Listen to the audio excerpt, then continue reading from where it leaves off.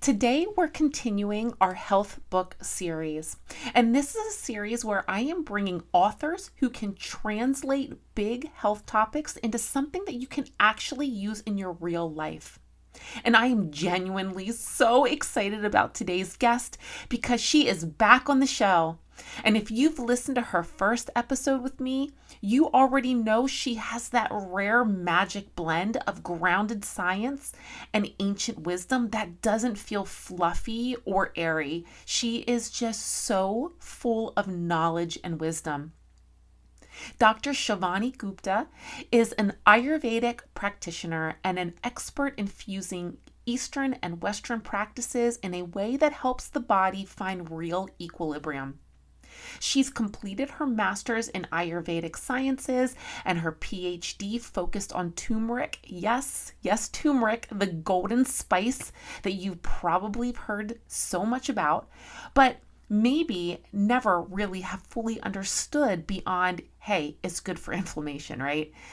She is also the founder of Fusionary Formulas, an Ayurvedic company that's created to support people dealing with inflammation and pain. And her passion is really teaching practical at-home remedies that reduce inflammation naturally so that you can experience more energy, less brain fog, less pain, and ultimately more vibrant health. And today, she is here to talk about her brand new book that's coming out, The Inflammation Code, which officially launches on February 3rd. I'll have the link to grab your copy down in the show notes so that you can order it as soon as it drops or order it if pre-order is available. Now, if you haven't heard her original episode when she was on the show, you can go back and listen to episode number 68. And we're talking all about Ayurveda and inflammation back there as well. It's one of those episodes that makes your body just go, oh, so that's why it's happening. Like I know during the episode, that was exactly how I felt so many times that she was talking. This conversation is such a powerful continuation. It's more practical, more specific, and perfectly timed for anyone who has been feeling inflamed or puffy, tired, achy, foggy, really anything like your nervous system and your immune system are in this constant struggle together. In this episode, we talk about inflammation in a way that's clear and empowering. We dig into how inflammation can show up beyond just pain. We talk about how stress and gut health and sleep and hormones, all of these daily choices that we make quietly contribute to this inflammation. And we talk about why quick fixes rarely work long term and what it looks like to actually build an anti-inflammatory life that's realistic for your busy schedule. If you've ever wondered why you still feel like you're running on fumes and your body hurts even though you're doing all of these things to take care of yourself, this episode is absolutely for you. All right, here is my conversation with Dr. Shivani Gupta, the author of The Inflammation Code. Let's dive in. Welcome back to the Energy Fix, Dr. Shivani. I am so excited to have you back on the show. Thank you. Thanks for having me. So, you are here. When you were here before, we talked all about your incredible supplement line. We talked about turmeric. We talked about all of the good stuff when it comes to healing with turmeric. But today, we're going to be expanding on that, and we're going to be talking about a topic that I feel is so incredibly important. It's also a really hot topic that I talk a lot about with my own clientele and in the community of who I serve, and that is inflammation. Sure. Yes. Yeah. I am so excited. All right. Well, let's just dive right in.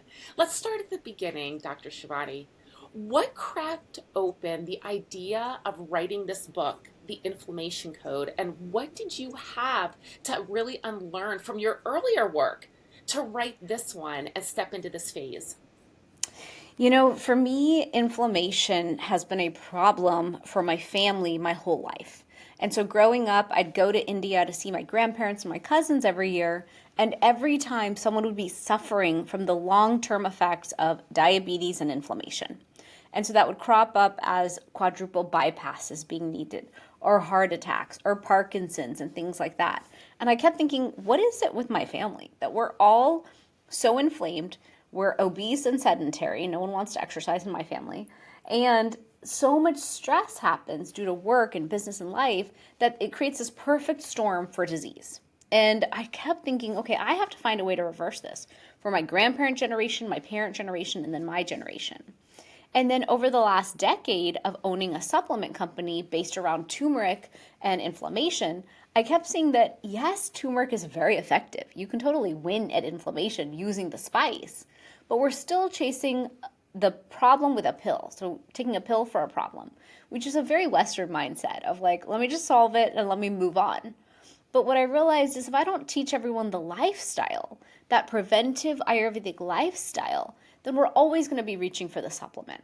When in fact we could instead build a lifestyle into place that's so preventive, and then we're winning at inflammation just by how we live.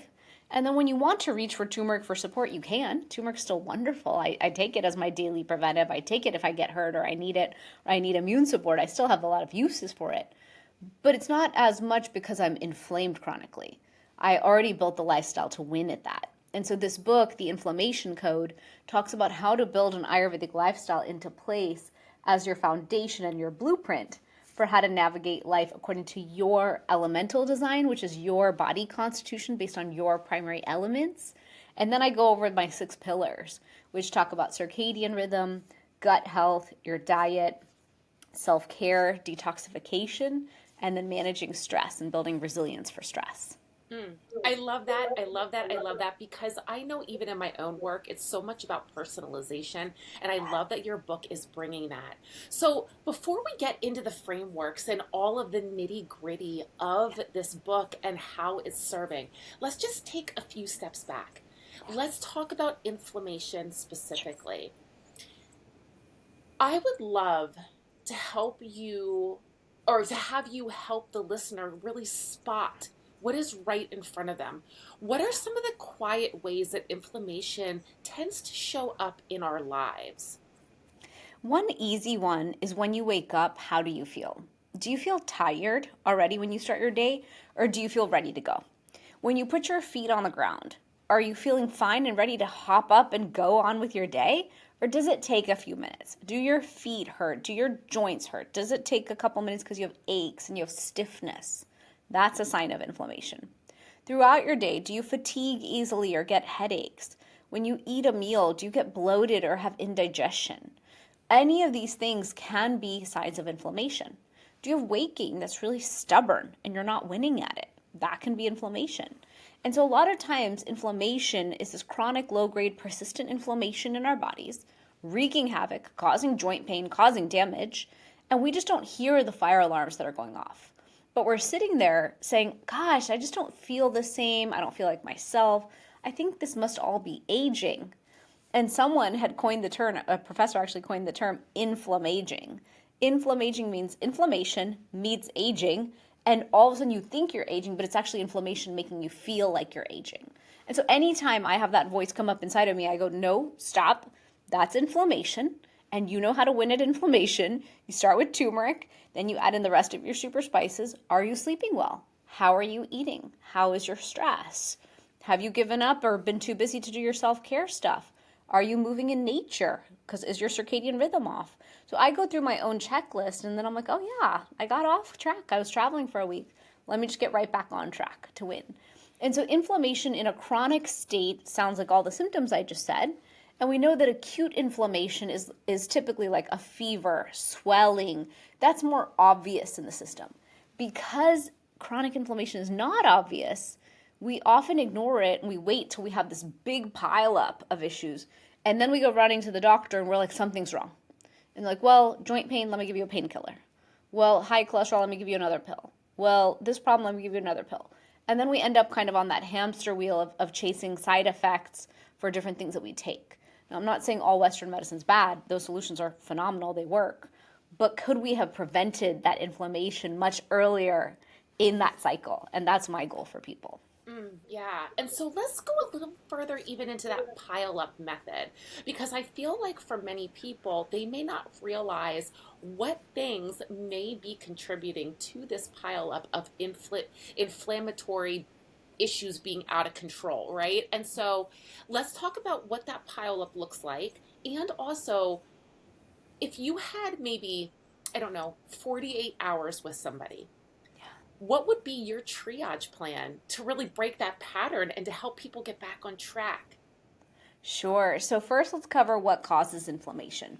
And it's more things than people might realize. You might think it's food, you might think it's alcohol. And yes, alcohol is inflammatory. And yes, in the food categories, we have certain foods that are more inflammatory, like sugar. For some people, it's gluten. For some people, it's dairy. For some people, well, for all of us, it's processed foods and seed oils and these fake ingredients that the body doesn't know what to do with. But it could also be things like environmental toxins.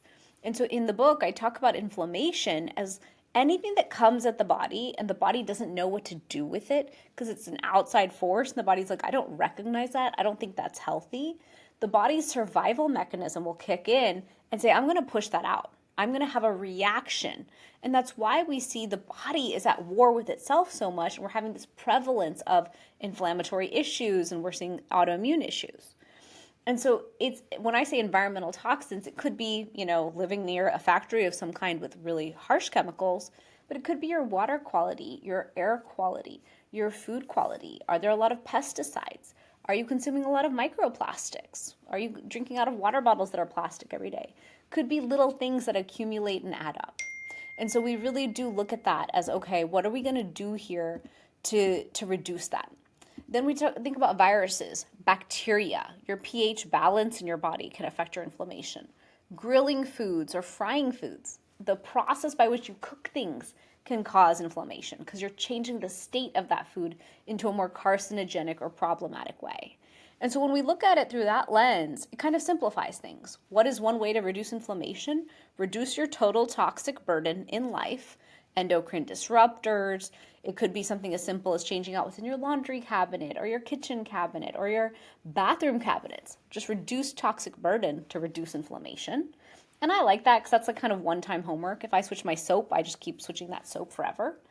And then the other is how do we look at our diet and make some shifts to reduce that total inflammatory burden and increase the anti-inflammatory foods or super spices and superfoods that help us. And so that's really my thought process there. And then your second question was around how would you triage someone in 48 hours? Oh, I try so hard with my family. My family is the least group, like the group who listens to me the least. I always go to my mom's and I'm like, Mom, you have to sleep earlier. You have to do this. So let's say it was an ideal client, because I do have some amazing ideal clients who do listen to everything I say. Sleep is my number one. If you can fix sleep, overnight is when you're going to clear inflammation and clear the lymphatic system. And ancient Ayurveda teaches that on the circadian clock, 10 to 2, the top part of the clock, is what we call Pitta time of day. In the West, we pronounce that Pitta. So your Pitta time of day is when the fires come out. The sun is usually highest in the sky at 12 noon, right? And so you imagine those fires come out and help you clear inflammation from 10 to 2. Most people sleep after 10. And so my first homework is move your bedtime up. Sleep as close to 10 as possible. And Ayurveda teaches that 10 to 12 on the clock is twice as important as the after midnight sleep that you get. Twice as beneficial. And so really trying to move up that bedtime doesn't have to be every night, but most nights can have a significant impact on you taking out the garbage when it comes to inflammation. And we know that we collect glymphatic waste in the brain. Imagine if you never took out the trash in your brain. You could be collecting pounds of glymphatic waste in your brain throughout the year. And then we wonder, why do I have brain fog? Why can't I think straight? Why can't I remember anything? It's like, well, are you taking out the trash at night, or are you on social media in bed and kind of bypassing your entire detox process? So sleep is my biggest one. Then I would say align to your circadian clock, which sleep is a piece of. But it would be wake up on time every day at the same time, eat your 2 to 3 square meals a day. For some of us, it's 3 plus a snack. But eating within the correct time windows for your constitution is very important.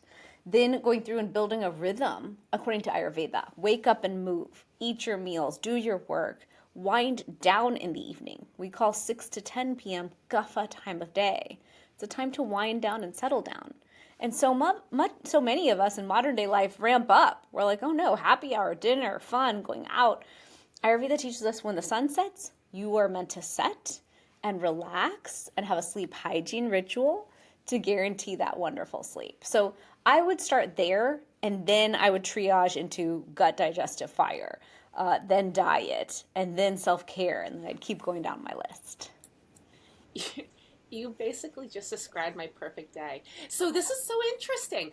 So in Ayurveda, I am a Pitta, okay? And so Pitta, but I also know that I have very high Kapha as well. Okay. And so this is so interesting because with the Pitta time frame, I have said over and over and over, from 10 to 2 is my personal, this is before you said anything. It is my fire time. I feel most alive from 10 to 2. I could do the most incredible, deep cognitive, brainstorming, creative work between that time. And once I hit the evening, I'm done.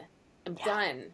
And so this is so fascinating because I don't know if that's because that is already my constitution and I just feel it more intensely, or, if that is just me in my natural rhythm. Sure. I mean, if your primary constitution is Pitta and your second constitution is Kapha, your job is to also honor your Kapha aspects. And once Kapha gets home for the day and sits down on the couch, Kapha does not get up again. It's like Mother Earth sat down and we're not going to get her up off the couch. And so it's tough because sometimes we have this modern day programming around you need to hustle more, you need to do more, you need a side hustle. And it's like that goes completely against Kapha nature. Kapha is not meant to do that. Kapha is meant to chill, relax, and then be their most loving self again the next day and serve and love.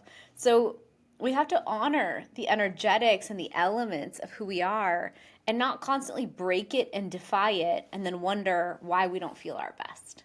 Yeah. And so just as like a little side note here before we go on, because I have more questions around this, a little side note.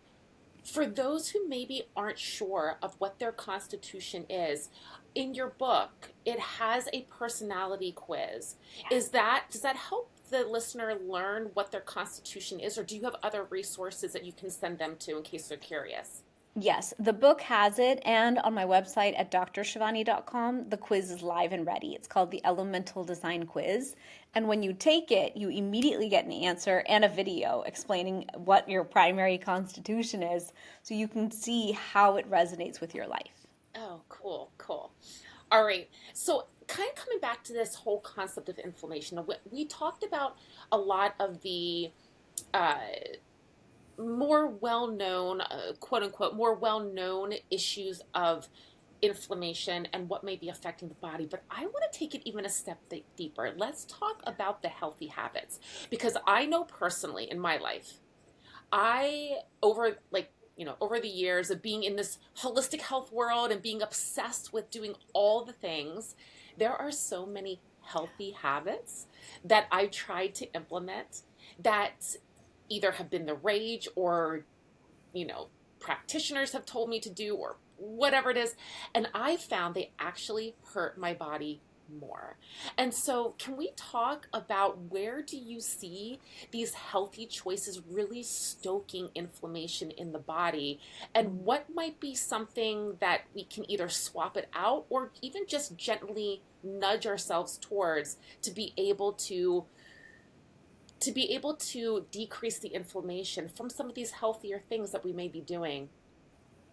Sure. So if you think of inflammation as your body's response to anything that doesn't belong and your body's response to you being out of alignment, then it kind of makes it easier to navigate what is the counterbalance to it. So, for example, if I have a day that's super stressful and I know I'm going to be on camera 5 hours straight, then my counterpose to that is I will definitely walk in nature. I will connect to my family. I'm going to have extra adaptogenic teas with, shatavari or ashwagandha in them to calm my nervous system down from that intensity. And so in the same way, when we look at inflammation, a lot of times the issues we're having is we're so intense in certain areas of our life. Maybe it's our diet. Maybe we're going real extreme in the diet into carnivore or keto 24/7 or vegan or vegetarian or whatever it is. I happen to be vegetarian. So whatever it is you're choosing, you might be going extreme inside of that category. And the body's like, hey, the middle road is what actually works here. I need nourishment. I need diversity. I need to live according to my circadian diet. I need to live according to my constitution. And if we're constantly breaking those rules with ourselves, that's what causes inflammation. And so it's easy to kind of sense in a way, because anytime you go down a road of extremism, your body might say, you know what, I don't like this. What are you doing? Why are you doing this? We should listen to our intuition. Ayurveda says your intuition knows the truth. I'm a practitioner who's just here to help show you what your intuition already knows and help you hone and train that intuition to give you the best answers going forward. So you don't need me on this journey with you. You actually just need yourself.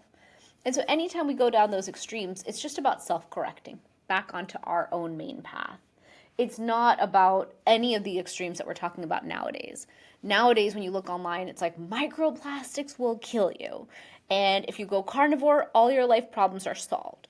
And if you just take some methylene blue, everything else will be solved that wasn't solved by carnivore. And it's like, I'm a woman. My body lives on cycles. My body actually needs me to be really nice to it, especially as I age. And the more extreme stuff I try, because I do try all of it, I bought methylene blue, I'll try everything. My body's always like, what are you doing and why? No. And I always laugh because I'm like, but I thought it would be great. And my body's like, no. Turmeric, ginger, good sleep, circadian, moving in nature, and the ancient self-care tools. You've got this. Like, please don't add anything on the pile up. And so that's my word of encouragement to your listener today is you have the power within you to heal and balance yourself at all times. Think of inflammation as friction. Anytime we have friction in the system, the body's going to react and say, hey, I need to calm that down. And so what if you built a lifestyle that was constantly calming that friction down and then coming from that place of alignment, of body, mind, and spirit and alignment? And thus the body always had the resilience and tools on board to cool down that inflammation in different spots, and then give you that health and vibrancy that you want. All right, Dr. Shivani. Yeah. This, I feel, is a question that goes along with the inflammation concern that becomes a topic very hot onto conversations in my own world and my own practice. Mental stress. Yeah. What about the mental stress that can come in and cause the body to become inflamed? Can we talk about that and what that looks like? For sure. So when I was writing the book, I wrote all about inflammation. All these are the causes, all these are the solutions. Here's the lifestyle. Here's how to detox seasonally with Ayurveda. This will help you reduce inflammation. It's like an oil change every year. Then we don't have accumulation. I had so much fun writing the book. And then finally, I was thinking, I get all my best ideas in the shower, probably because I'm a Pitta, and anytime you put me in water, my ideas flow in. And I was standing there, and I was like, how do I explain to people that we can actually go the other way? You know how you have orthorexia, where you overwork out? I feel like in the health and wellness world right now, it's creating a lot more orthorexia, where we're getting so overly obsessive around health and wellness, adding more and more on the plate, and then being stressed out about how we're not doing enough for our health. And I thought, we're going to create inflammation just by being the way we are right now and dealing with the level of stress modern day life provides naturally. There's a 24-hour news cycle. We're so interconnected. There's like AI taking over. There's governments doing all sorts of crazy stuff. The planet's going in the weirdest direction possible.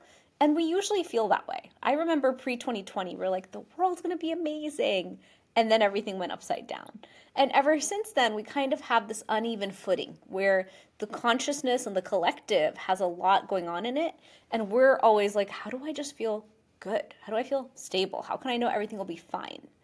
And we know life has a lot of change and ups and downs, so there's no perfect. But I think what's interesting is in Ayurveda, we talk about how do you stay most balanced and resilient for you? And so the term that came to mind for me was mental inflammation. I wanted to teach that there's this mental stress, mental load, overwhelm that I called mental inflammation as a new term we can all use to understand how our mental inflammation is causing the physical inflammation that we're dealing with. And so you could do all the right things in your physical space and do everything I say. But if you still hold a very high level of stress, you will still cause inflammation and disease in the end. And so building stress resilience, I think, is as important as everything else that I teach. And so I do that through what works for my constitution. As a Pitta, I need to keep my fires cool, calm, and collected. So I walk in nature twice as much as I would recommend for most people. Why? Because that's the one thing that soothes me down. In Ayurveda, we taught meditation every morning. We know meditation creates this quiet pool of stress resilience. We taught pranayam. Pranayam is deep breathing. We know that deep breathing will take you out of a stress state, out of fight or flight, and into your parasympathetic. We know breath work can create vagus nerve toning. So there's a lot of the self-care practices and rituals that are part of a great morning ritual, morning habit that we can build, and those can support us at winning at inflammation. And then we can also understand that what is going to support us best. For me, I have a very active mind. And so the more I can walk in nature or listen to yoga music or breathe, the better off I am. Every weekend, I commit to yoga because that's another building of that pool of stress resilience. So I think it's about taking what Ayurveda offers us, practice it, figure out what works best for us and gives us the most relief from the stress we all will be carrying it throughout our lives. And then thus we don't let stress tip us over when it comes to the bucket. There's a lot of things that can cause inflammation in the system, but the problem is sometimes stress is the hair that broke the camel's back and takes us over and spilling over, and then we've got a crisis of inflammation. And so my goal for everyone is let's keep emptying the bucket, bringing it down. Let's use adaptogenic herbs. Let's use self-care practices. Let's use circadian rhythm. Circadian alignment alone will reduce stress inside of the system. And then one of my self-care habits that I love, that I teach, that's my favorite, is called tea time is me time. So I pause 5 times a day and I sip on a delicious cup of warm tea, and I have a tea line built into my company. And I use adaptogenic teas to calm my nervous system and to take a minute to tune in. And so I always tune in and ask myself, how are you doing today? What do you need to do to change today and make it better? What do you need to handle this week for this week to feel better? And my own intuition gives me powerful answers, like you need to cancel that. You need to change that. You need to adjust this. And you haven't eaten enough today and you're dehydrated. And I'm like, okay, got it. And so your own body wants to help you. Your own intuition has all the answers. It's just about giving yourself a mindful moment or an anchor moment to tune into that and get that wisdom. That alone can help you win at the stress that causes inflammation. Yeah, I love that. And so, for those who maybe don't have the ability to drink the tea or to I just want to emphasize it's really about any mindful moment, whatever that could be. Maybe that is putting your hands over your heart, or your hand over a heart and your hand over your belly, and just tuning into the body. And so, would you say that this is the way that you track to see where you're at, or are there other ways that you can track to see where your mental stress load is really sitting, especially when life gets chaotic and maybe we're not as in tuned as we need to be, and all of a sudden the train's running off the tracks, right? Like, are there ways that you can track in between? Yeah. I mean, for me, sleep is a good indicator. If my sleep is off, if I'm waking up in the middle of the night with thoughts and I'm waking up early in the morning with thoughts and I can't sleep after that, that's my first sign that I am overstressed because my mind is churning on them and it's affecting sleep. So that's always my first sign. My second one is if I am running around and I can't, and I feel overwhelmed constantly, then I'm like, what's going on? Why is the plate too full? Where do we need to readdress and reassess things? Like 2025 for me was a year of mold in the house. And so it was like rip apart the entire house, fix it. So all my free time went to mold and I had nightmares about it. So it was like, okay, I understand that this is a stressor. How do I prevent the stressor from taking a physical impact? Because I don't want that physical impact. I already have to detox from the mold. Let's not cause new problems on top of existing. And so my homework to myself was every day check in with yourself. Make a cup of tea, just heat some water, throw any tea bag in it, and use that as your time. Or go walk in nature, breathe in nature. Whenever we breathe in nature, what we're doing is we're showing the body a moment, just a moment to tune into self and calm down. And we're aligning to our circadian clock, which is going to only improve our sleep. So to me, it's like, how do you look at what's happening? How do you compartmentalize it into, okay, I'm not going to let this affect my health. I know that I'm stressed, but how am I going to look at it and say, okay, it's showing up. I mean, we're all so different. So based on our constitution, it could show up differently for us. For me as a Pitta, I get angry. I get frustrated. I react with burnout. That's my reaction. So the minute I feel burnt out, I'm like, okay, you're feeling burnt out, but you love what you do. So what's happening? Oh, it's just too much on the plate. Okay. Are you delegating? You have a team. Are you delegating? Are you sleeping enough? Are you eating enough? You're a Pitta. You have to fuel. If you're going to starve all day because you're going to sit on camera all day and not keep your snacks and your hydration, you know you're going to burn out. So let's keep the snacks and hydration here so you can stay on your track. And if you're Kapha, your tendency when you're inflamed is going to be feeling depressed and low. You're going to just stop. That's like the reaction of Earth, is stop and just wait and not make decisions. So if you're in that place as a Kapha and you're just like hiding under the covers, how do you get your energy moving in the morning and start to win an inflammation? So that's not the reaction, is that stuckness. And if you're a Pitta, could be anxious with insomnia. That's the reaction of Vata when imbalanced. And so for Vata, the homework is, oh, I don't feel good. Let me go put my feet in the grass. Let me eat a tea with some heavy nut milks or anything to weigh me down. Let me eat an avocado and get grounded. Let me just ground my energy and everything will shift. So that's where Ayurveda is really cool, is we are personalizing to the constitution in front of us and saying we say you have your own toolkit for balancing yourself. So I can't say everyone should walk in nature. I'm just a Pitta and that's my favorite easy tool. It's more, where do we help you balance best for you? And for all the other Pittas out there, I will say yes, yes, yes to the nature thing especially. That is one of my go-tos. I love that. Yeah. All right, so let's come back to those frameworks now. Let's talk about the elemental designs. Let's talk about some of these details. What are the elements and how do they map to specific inflammation pathways? For sure. So we teach about 3 different constitutions. The 5 elements are air, ether, fire, earth, and water. And so those 3 constitutions in elemental design are Vata, Pitta, and Kapha. And so a Vata person who's air and ether, when it comes to their inflammation, tends to be a lot of gut issues. They tend to have constipation, tend to have slowness in the gut because of their dryness. And so the homework we have for Vata is more hydration, more oleation. They don't actually need help moving because Vata is always in motion, but that dryness needs to be addressed. Once the system is moving and moving well, we know gut health is tied to our inflammation and they get that support. We also help Vata with sleep. So I develop sleep teas, sleep gummies. I believe in using whatever tool it takes to get good sleep, because sleep is when we're going to clear inflammation.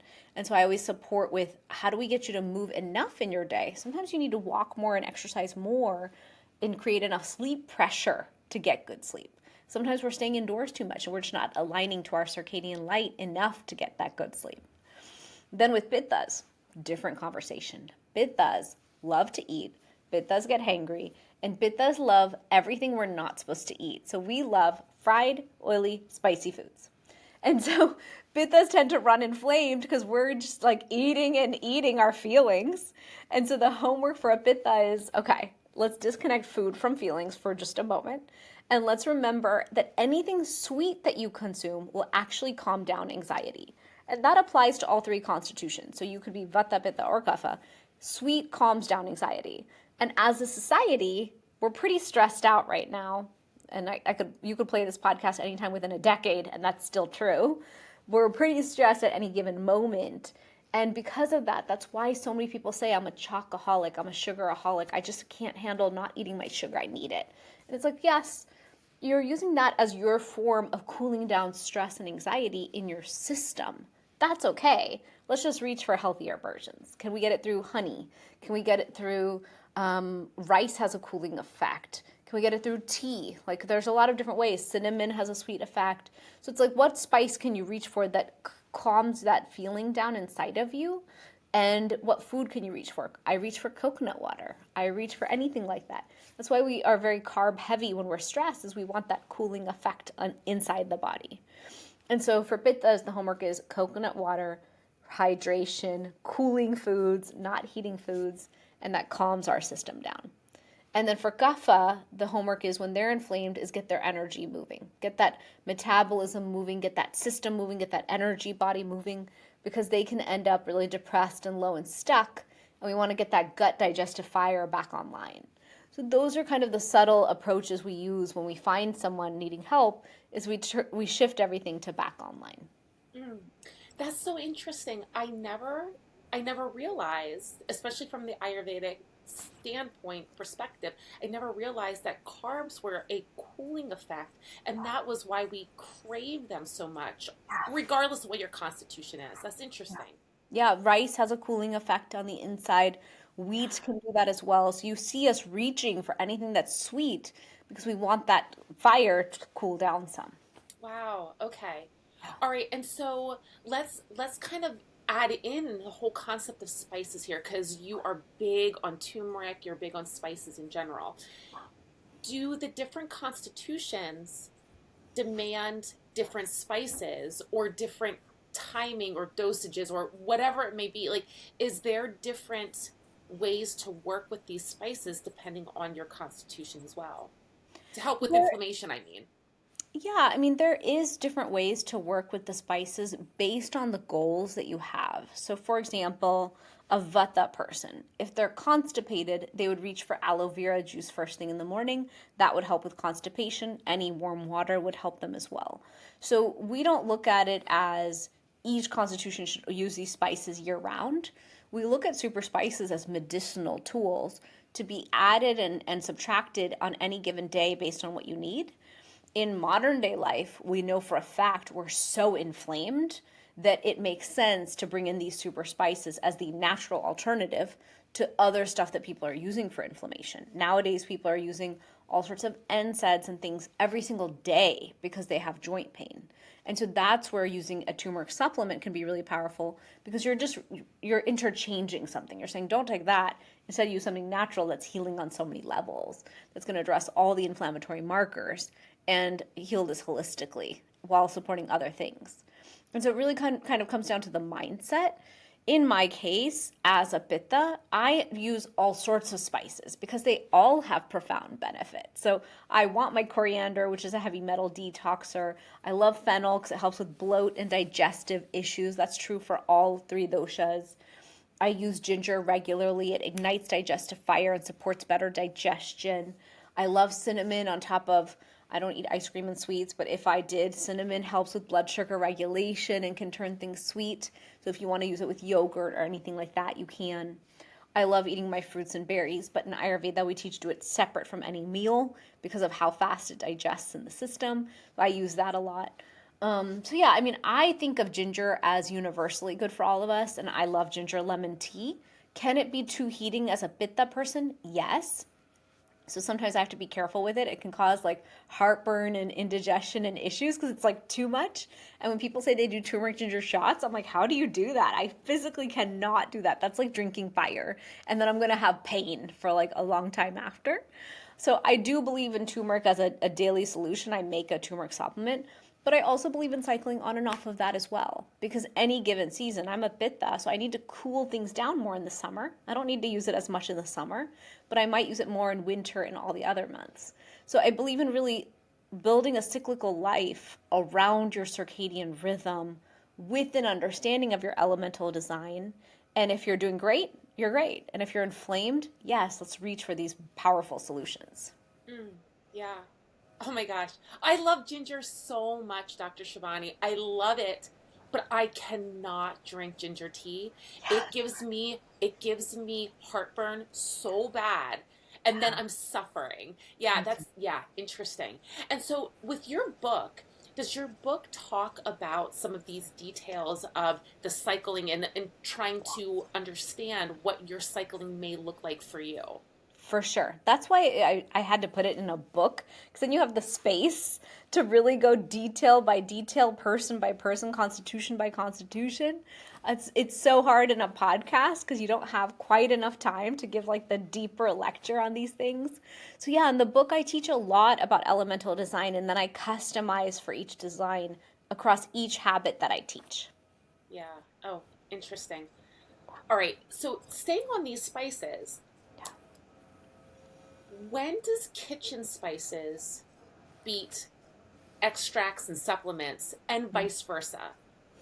Because I feel like, for example, I know many people who try to add in turmeric Yeah. into their everyday cooking, into their everyday life, and I think that's amazing.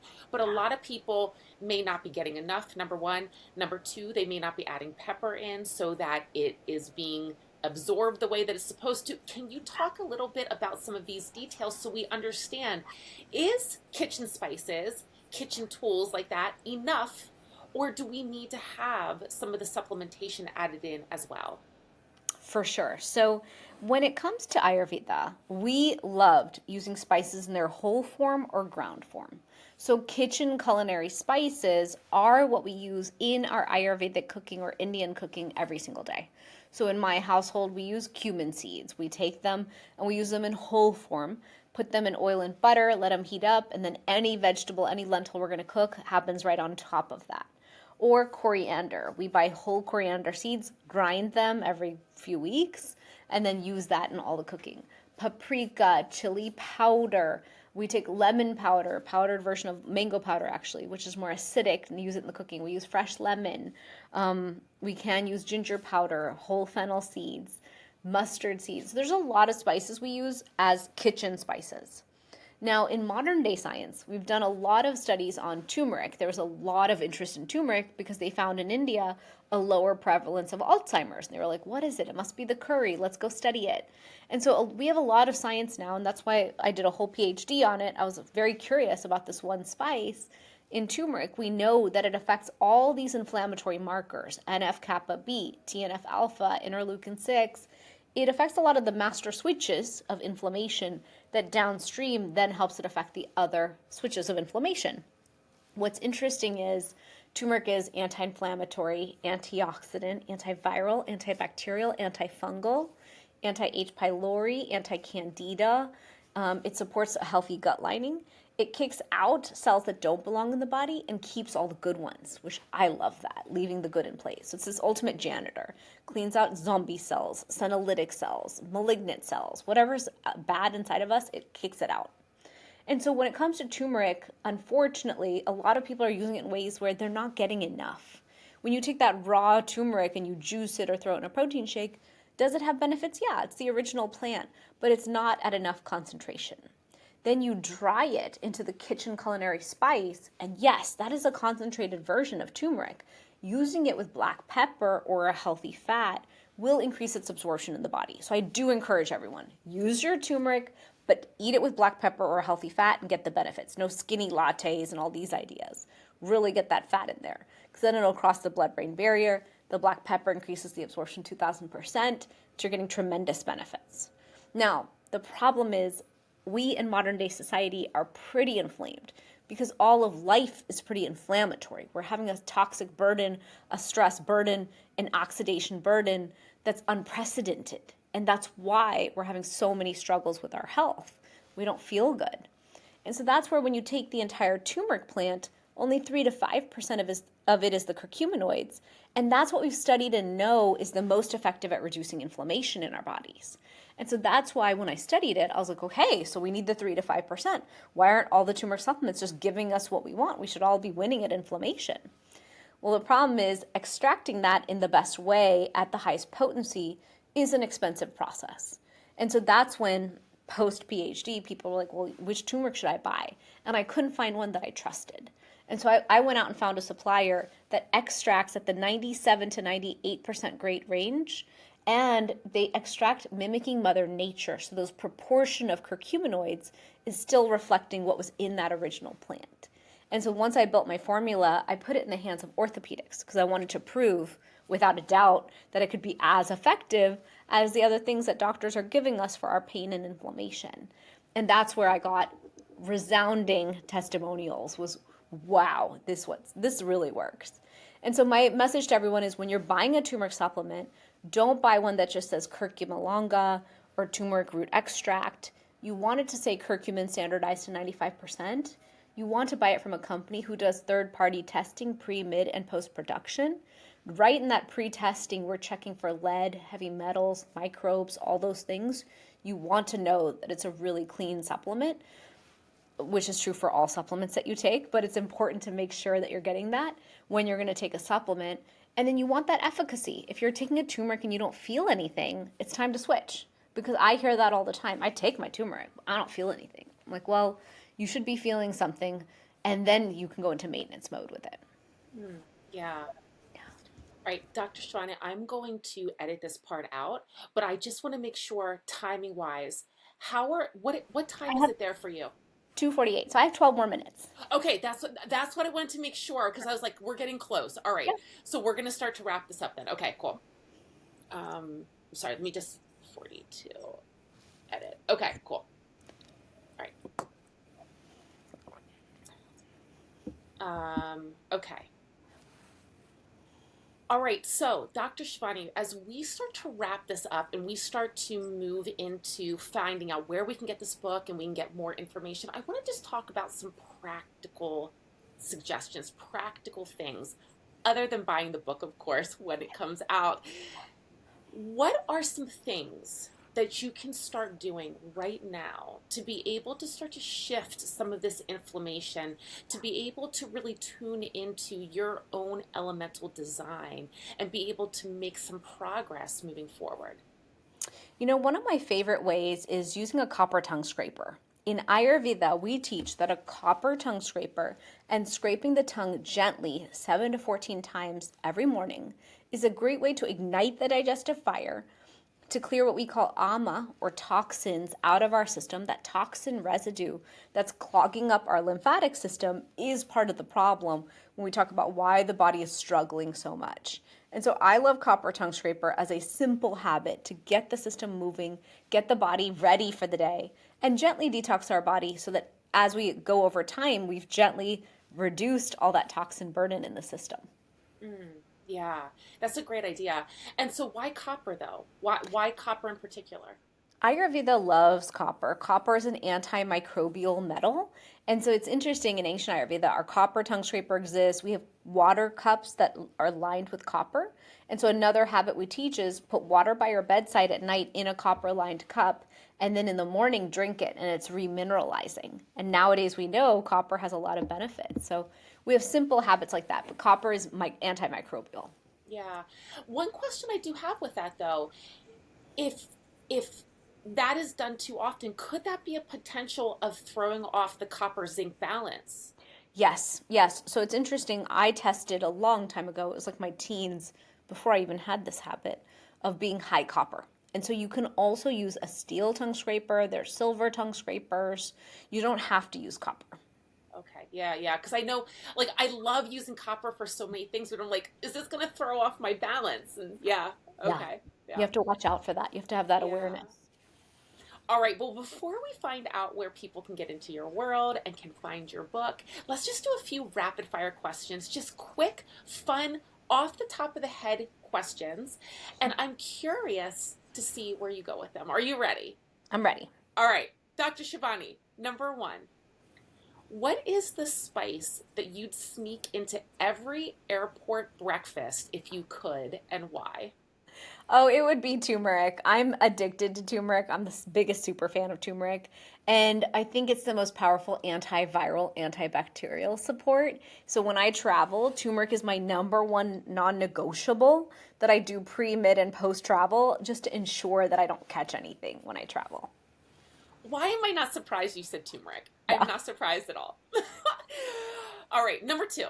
What is one healthy habit that you quietly retired because it started to spike inflammation? Oh, that's a hard question. Okay. I would say that in my diet, I tend to be too strict. I have always been pretty health obsessed. And so I can get really granular and really narrow in my diet. It'll be like I eat this salad, I eat 3 eggs, I eat this, and I'll live off of that for months. And so my biggest health shift with that is I eat in a more circadian manner now. I eat more fresh, I eat more raw, and I live less rigidly on diet purely so I can bring in variety and circadian variety back. Yeah, I love that. All right, last question. This one may be a little challenging, possibly. If your element had a soundtrack to it, what is one song that you would put on repeat, and what would it be telling you to do next?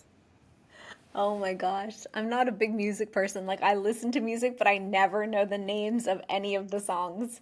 So I listen to Coldplay 24/7. It's like my favorite band. And I would say Coldplay has a song that sounds like a party. I can't remember which one. It might be Viva La Vida, but it's like a crazy loud party of fun. And I would say that as a Pitta, when I'm in total alignment, my energy is like that level of awesome, fun, let's do it, let's impact the whole planet, everything is possible. And I love that feeling. That feeling to me is like, okay, we have fires on all cylinders. This is amazing. So I would say it's probably Viva La Vida by Coldplay. I love it. And isn't it ironic that it's Coldplay where you might, as a Pitta, need a little bit more cooling in your life? That's True. pretty funny.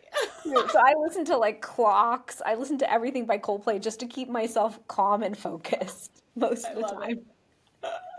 Yeah. All right, Dr. Shivani, where can people find you? How can they get into your world? And where can they get their hands on your book? For sure. So the book is at theinflammationcode.com. My website is my name, shivanigupta.com, ShivanIGupta. I'm at Dr. Gupta on Instagram, and I'm always on Instagram, so feel free to reach out. And that's my name on all social channels. And then my supplement company with Ayurvedic teas and herbs is called Fusionary Formulas, Fusionary. And I made the code TANSY15, which will give your listeners 15% off. Awesome. And as always, all of those links will be down in the show notes. So make sure you jump on down there and get into Dr. Shivani's world. Thank you so much for being here again. You are just a light. You are a joy. I would love to know, are there any last words that you want to lay on the hearts of the listeners for today? Absolutely. You are sovereign in your health. You have the opportunity to create such sovereignty and freedom and to up level your health each and every day. And it comes down to the most simple practices: a cup of tea, a walk in nature, a few moments of deep breathing, listening to a great song and moving your body, reaching into your spice cabinet for another delicious spice to add into your day. So take those moments for yourself and build the health and vitality that you deserve. Thank you so much for being here today. Thank you so much for sharing your passion and your joy. I can't wait to read your book, and I can't wait to see more of what you do. Thank you. Thank you. Thanks for having me.